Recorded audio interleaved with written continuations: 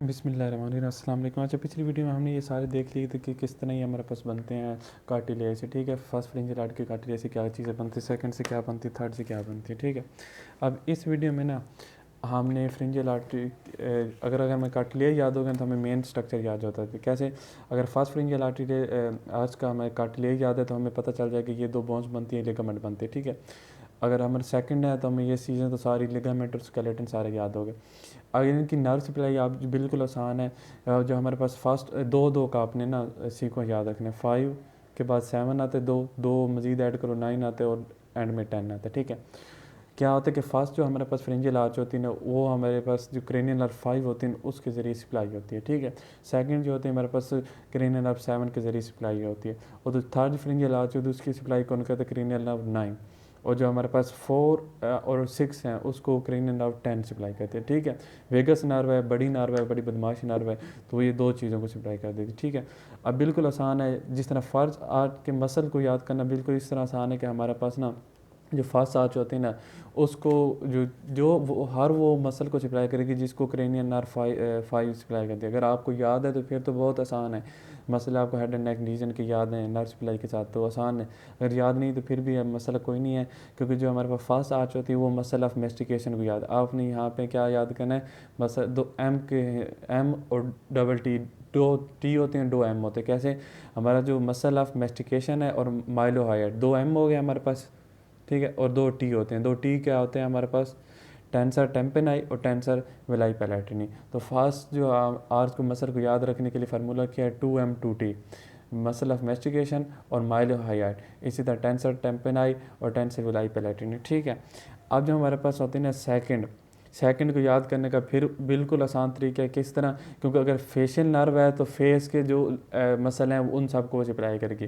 तो फेस के जो फेशियल एक्सप्रेशन वाले मसल हैं उनको सप्लाई की, यहाँ तक तो आसान होगी क्योंकि फेशियल नर्व है तो फेशियल एक्सप्रेशन वाले मसल को सप्लाई।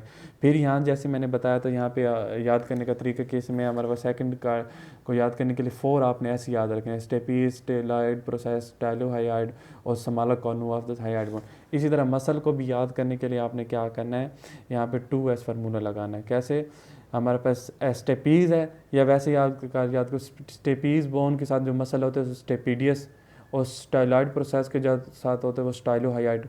ठीक है, तो इस तरह भी आप याद कर लो या 2S वाले फार्मूले से जैसे आपको आसान लगे। ठीक है, स्टेपीज है तो स्टेपीडियस मसल, स्टाइलॉइड और हाइड बोन है तो स्टाइलोहाइड मसल।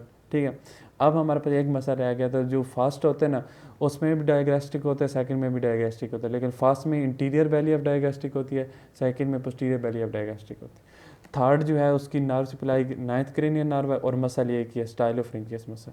ठीक है, स्टाइलोफ्रिंजियल मसल याद करने का क्या तरीका है, बिल्कुल ये आपको ग्लोसोफ्रिंजियल नर्व है तो स्टाइलोफ्रिंजियस मसल है, मतलब यहाँ भी फ्रिंजियस है यहाँ भी फ्रिंजियस है।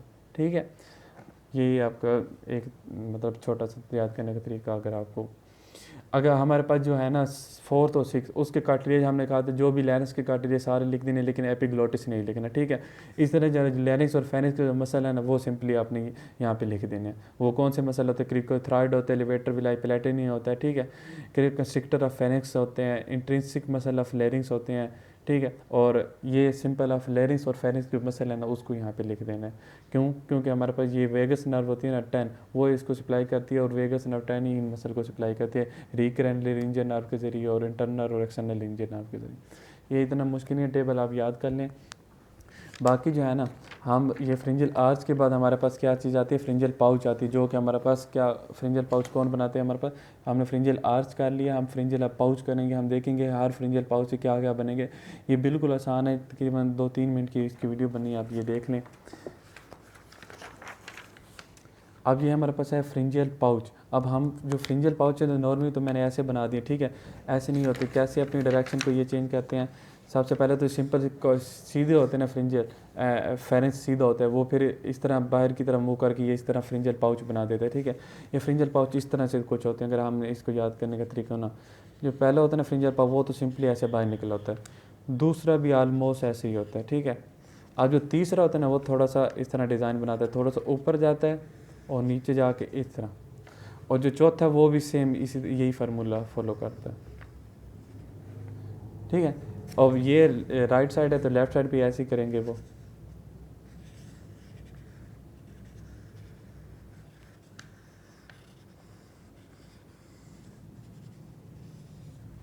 ये हमारे पास क्या है, फ्रिंजल पाउच अपनी शक्ल को इस तरह थोड़ा चेंज करते हैं। फर्स्ट फ्रिंजल पाउच ऐसा होता है, सेकंड ऐसा होता है, थर्ड थोड़ा ऐसा होता है और फोर्थ ऐसा होता है, ठीक है।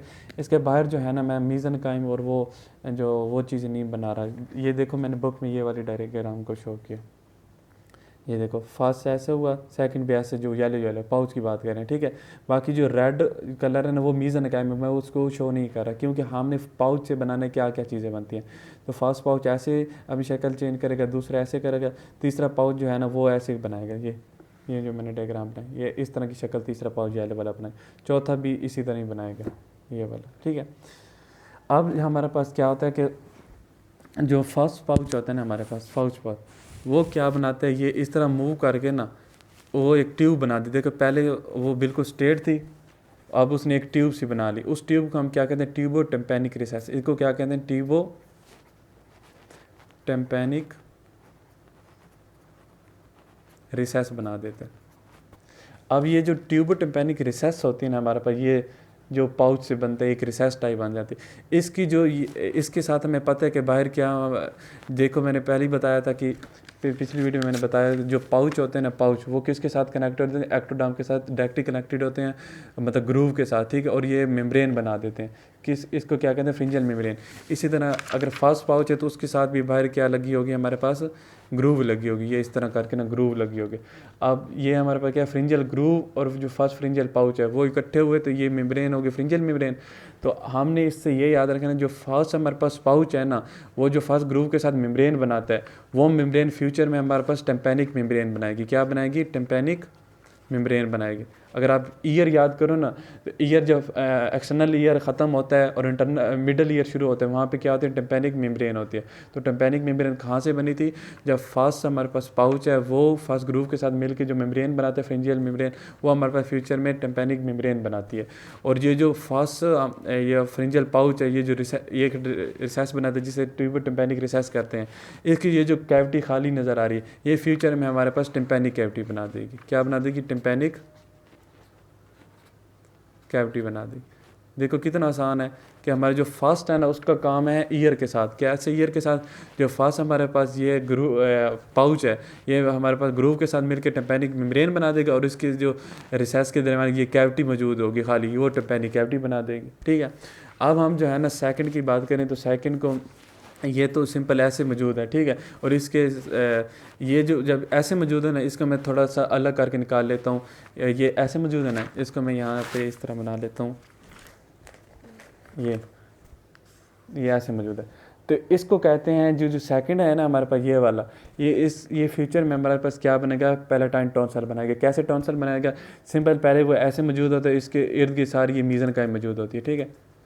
अब ये जो ऐसे मुझे इसको बुक में भी आपको दिखा दूं ताकि आपको कन्फ्यूजन ना हो। ये देखो ये जो सेकंड है ना, ये और इसके साथ ये सारी मीज़न काइम मौजूद है, ठीक है। ये क्या है, मीज़न काइम यहाँ पे मौजूद है। अब ये क्या करता है, ये अंदर मीज़न काइम में इन्विजिनेट हो रहा है। तो मीज़न काइम में ये क्या, मैं इसको अलग ऐसे आपको समझा देता हूँ। ये मीज़न काइम जब इन्विजिनेट होगा ना तो अपनी शक्ल को चेंज करेगा। कैसे, ये पहले बिल्कुल ऐसी था ना, अब ये थोड़ा सा अपनी ना जो मुँह है ना उसको ऐसे ऐसे बना देगा, इस शक्ल को इसमें चेंज कर देगा। तो जब ये इस शक्ल को इसमें चेंज कर देगा तो ये जो मीज़न काइम है इसके इर्द गिर्द ऐसी मौजूद रहेगी। अब ये सिंपल, पहले क्या था, एक बर्ड था जिसे हम कहते थे टॉन्सिलर बर्ड। अब जो टॉन्सिलर बर्ड है ना उसकी अपनी शक्ल को उसने चेंज कर दिया और उसने क्या बना दी, टॉन्सिलर क्रिप्स बना दी। ये क्या है, टॉन्सिलर क्रिप्स हैं।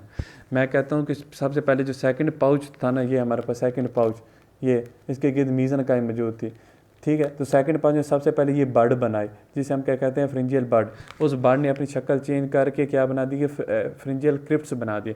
अब इसके गिर्द जो मीज़न काइम मौजूद होती है ना, जब क्रिप्स बन जाते हैं वो मीज़न काइम इसके गिर्द क्या बना देती है, वो डिफ्रेंशिएट हो जाती है। हमें पता है मीज़न काइम हमारे पास काफ़ी चीज़ों में डिफ्रेंशिएट हो सकती है। वो मसल में भी जा सकती है मीज़न काइम, वो कार्टिलेज भी बना सकती है, वो लिम्फेटिक्स भी बना सकती है। तो ये जब क्रिप्स बन जाते हैं ना फ्रिंजियल, ठीक, तो हम क्या पैलेटाइन जब क्रिप्स बन जाते हैं, इसकी गिर्द जो ये हमारे पास होती है मीज़न काइम, वो क्या बनाती है, लिम्फाइड नड्यूल बना देती। क्या कर दी थी, इस तरह लिम्फाइड नड्यूल इसके गिर्द बना देती।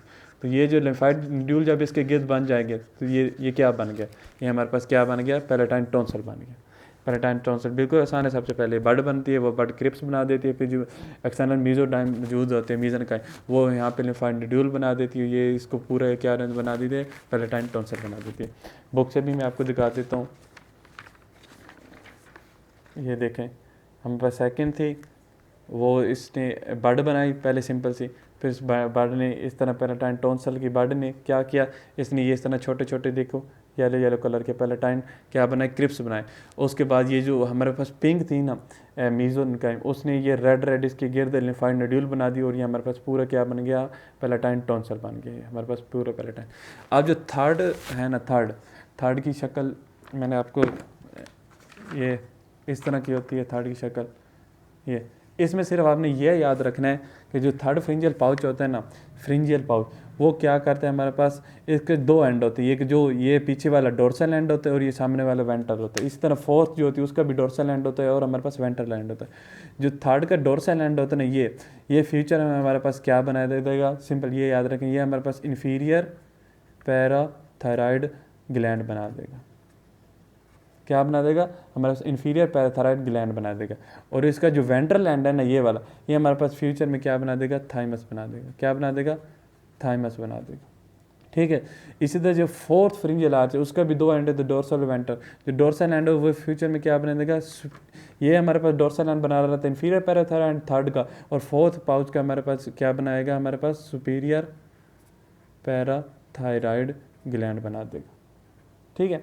और इसका जो वेंट्रल एंड है ये हमारे पास फ्यूचर में क्या बना देगा, शाबाश, ये हमारे पास क्या बना देगा फ्यूचर में, ये हमारे पास एक थायराइड ग्लैंड के एक पार्ट है जिसे हम कहते हैं अल्टीमो